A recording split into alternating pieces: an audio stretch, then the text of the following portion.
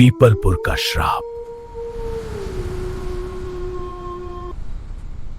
धूल से ढकी एक टूटी हुई सड़क, उस सड़क के दोनों ओर झुके हुए कच्चे मकान और उन मकानों के बीच फैला हुआ एक ऐसा सन्नाटा जिसमें डर सांस लेता था।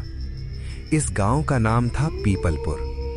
पीपलपुर का डर किसी इंसान से नहीं, किसी जानवर से नहीं, बल्कि एक पेड़ से था।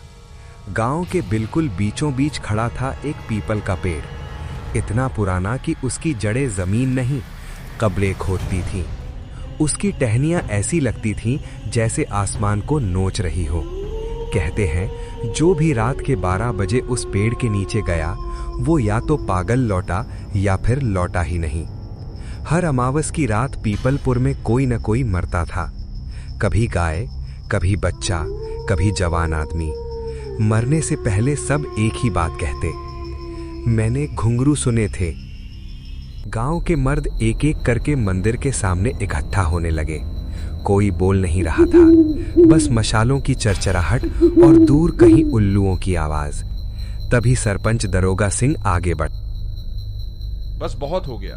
हर अमावस किसी न किसी की लाश उठती है और हम सब चुपचाप देखते रहते हैं। क्या यही मर्दानगी रह गई है पीपलपुर की? सरपंच जी, हम भी जीना चाहते हैं। जिसने पीपल की तरफ देखा है वो आज तक सही सलामत नहीं लौटा। तो क्या डर के मारे अपने बच्चों को मरते देखोगे? आप गुस्सा मत होइए सरपंच जी, पर सच ये है वो कोई साधारण आत्मा नहीं है। मैंने अपनी आंखों से देखा है। क्या देखा तूने हीरालाल? पिछली अमावस जब मेरी भैंस मरी थी, मैंने पीपल के नीचे एक औरत को रोते देखा। उसके पैरों में घुंघरू थे, पर पैर जमीन पर थे ही नहीं। अब छुपाने का कोई फायदा नहीं। जो हो रहा है वो उसी पाप का फल है जो इस गांव ने 30 साल पहले किया था। कैसा पाप पंडित जी?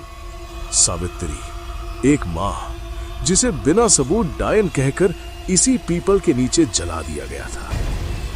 वो डायन थी नहीं, वो बेगुनाह थी। शांत हो जाओ। अगर वो आत्मा है तो समाधान भी होगा। समाधान तब होता जब माँ के आंसू सूख जाते। वो अपने बच्चे को ढूंढ रही है। पूरा माहौल और भारी हो गया। तभी सरपंच ने ऐलान किया, आज रात जो गांव की पहरेदारी करेगा उसे 10,000 रुपए और अनाज की बोरी मिलेगी।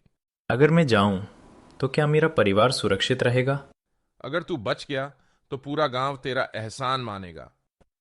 मैं डरता नहीं हूं, मैं भूख से डरता हूं। हवा अचानक तेज हो गई, मशालें कांप उठीं और दूर कहीं पीपल की पत्तियां अपने आप हिलने लगीं।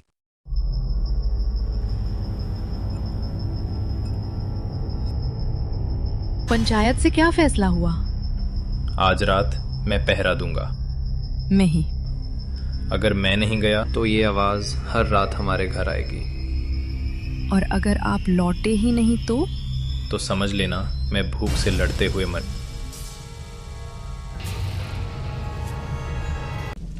माधव को एहसास हुआ कि आज वो सिर्फ पहरा देने नहीं निकला है, आज वो अपनी किस्मत से लड़ने निकला है। पीपलपुर की गलियां उस रात कुछ ज्यादा ही खामोश थीं। हवा भी ऐसे चल रही थी जैसे किसी अनहोनी की गवाह बनना चाहती हो। अमावस की काली रात में मशाल की छोटी सी लौ माधव की उम्मीद की तरह कांप रही थी। हर कदम के साथ उसके कानों में घुंघरुओं की आवाज गूंज रही थी जो उसे रोक नहीं बल्कि बुला रही थी। मशाल की हल्की रोशनी में माधव गांव की सुनसान गली से गुजर रहा था। हर कदम पर मिट्टी की चरमराहट उसके दिल की धड़कन जैसी लग रही थी। तभी रास्ते में गांव का बूढ़ा हीरालाल लाठी के सहारे खड़ा मिला। हीरालाल काका, इतनी रात आप बाहर? तुझे ढूंढ रहा था माधव, पहरे पर निकला है ना तू? हाँ काका, कोई काम था? पीपल के रास्ते मत जाना बेटा। दूर से छन छन घुंघरू बज। माधव चौंक गया। आपने भी सुना? अब देर हो गई है बेटा। वो जान गई है कि तू बाहर निकला है। अचानक पीछे से किसी औरत की फुसफुसाहट। माधव पलटा, लेकिन वहां कोई नहीं था। डर गया तो सब खत्म। उसने मशाल को कसकर पकड़ा और बिना पीछे देखे आगे बढ़ गया। गांव की आखिरी गली पार होते ही रास्ता खुला मैदान में निकल आया। ये वही रास्ता था जो सीधे पीपल के पेड़ तक जाता था। तभी माधव को कदमों की आवाज सुनाई दी। छप छप छप।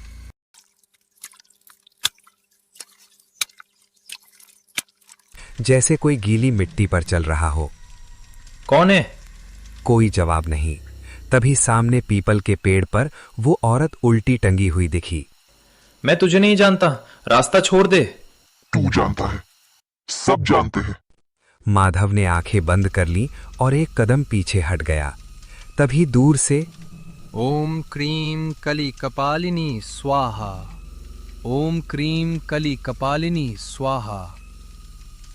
आज नहीं माधव, पर याद रखना, अमावस की रात अभी खत्म नहीं हुई है। कुछ ही पलों में गांव की गलियों में हलचल मच गई। मशालों की रोशनी चारों तरफ दिखने लगी। लोग दौड़ते हुए माधव की ओर आ रहे थे। माधव, तू ठीक तो है? हमने मंत्र सुने, जैसे कोई तांत्रिक जप कर रहा हो। वो आ चुकी थी, पर मंत्र से डर गई। ये संकेत है श्राप जाग चुका है। ये कोई मामूली आत्मा नहीं, ये एक माँ की अधूरी आत्मा है जिसे इंसानों ने चुड़ैल बना दिया। मेरा बेटा लौटा दो, नहीं तो ये गांव राख हो जाएगा। तांत्रिक ने जोर से मंत्र पढ़ना शुरू किया। ओम क्रीम कली कपालिनी स्वाहा, ओम क्रीम कली कपालिनी स्वाहा, ओम क्रीम कली कपालिनी स्वाहा, ओम क्रीम कली कपालिनी स्वाहा। जो अन्याय से बंधी आत्मा है, उसे मुक्ति दो।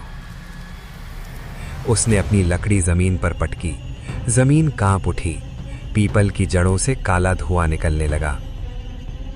रुको रुको रुको, ये पीड़ा मेरी है। पीड़ा तेरी है, पर बदला गलत है। इस श्राप को खत्म करने के लिए एक आखिरी शर्त है। जिस इंसान ने डर के बिना इस आत्मा का सामना किया, उसी को पीपल की जड़ में पवित्र जल चढ़ाना होगा। अगर इससे मेरा गांव बचता है तो मैं तैयार हूं। तांत्रिक ने एक मिट्टी का मटका दिया। ध्यान रखना, मटका रखते वक्त पीछे मुड़कर मत देखना। माधव धीरे धीरे पीपल के पेड़ की ओर बढ़ा। हवा रुक गई। पूरा गांव सांस रोके खड़ा था। जैसे ही माधव ने मटका पीपल की जड़ में रखा, तेज रोशनी फैली। औरत की आखिरी चीख गूंजी, मेरा बेटा, मेरा बेटा। फिर सब शांत। पीपल की पत्तियां हरी हो गई। काला धुआं हवा में घुल गया। तांत्रिक ने आंखें बंद कर ली। श्राप खत्म हो गया है। सुबह की पहली धूप पीपलपुर की गलियों में फैल चुकी थी। डर की जगह अब सुकून था। गांव के सारे लोग मंदिर के सामने इकट्ठा थे। सरपंच दरोगा सिंह माधव के पास आया और सबके सामने बोला, आज अगर ये गांव जिंदा है तो इसकी वजह माधव है। जो हमने वादा किया था, ये रहे 10,000 रुपए और ये अनाज, ताकि अब तेरे घर का चूल्हा कभी ठंडा ना पड़े। उस रात पीपलपुर ने सिर्फ एक श्राप नहीं खोया, उसने अपना डर भी हमेशा के लिए दफना दिया। जिस माधव को लोग गरीब और बेबस समझते थे, उसी की हिम्मत इस गांव की ढाल बन गई। और ये कहानी हमें बस इतना सिखाती है, जब इंसान डर से नहीं, अपनों के लिए लड़ता है, तो सबसे बड़ा श्राप भी घुटनों पर आ जाता है।